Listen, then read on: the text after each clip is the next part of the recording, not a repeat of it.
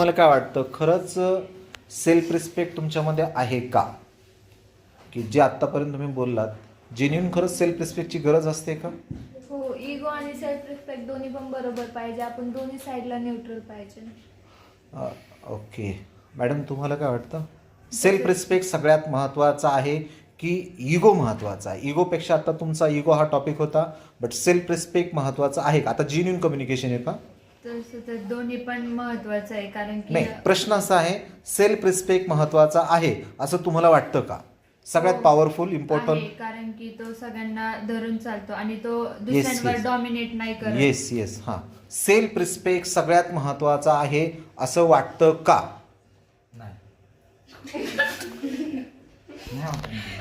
म्हणजे तुझ्यामध्ये self respect आहे का? नाही, अजिबात नाही. इगोच आहे. हो. बरं,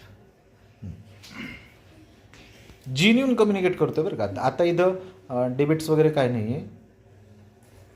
विचारा मग सर प्रश्न.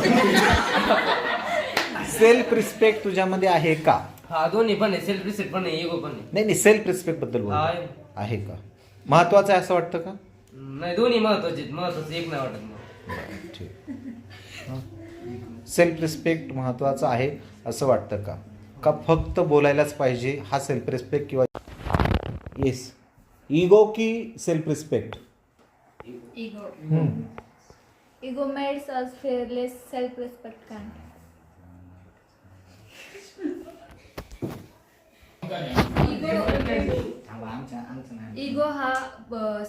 इगो हा कॉन्फिडन्स असतो, बिलीव्ह इन युअर सेल्फ आणि करेज असते इगो मध्ये.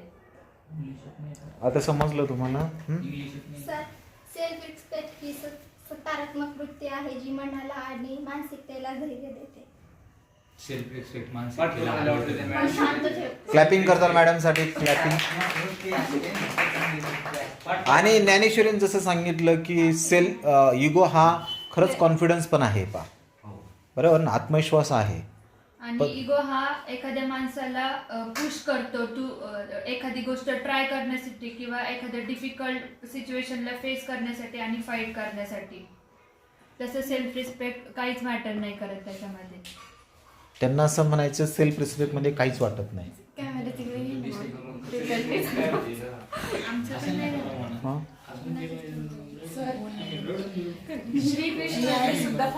श्रीकृष्णाने सुद्धा फाईटच केली होती, पण त्यांच्यामध्ये युगो नव्हता, सेल्फ रिस्पेक्ट होता. तर ते त्यांचं असं म्हणणं आहे की युगो स्वतःला फाईट करण्यासाठी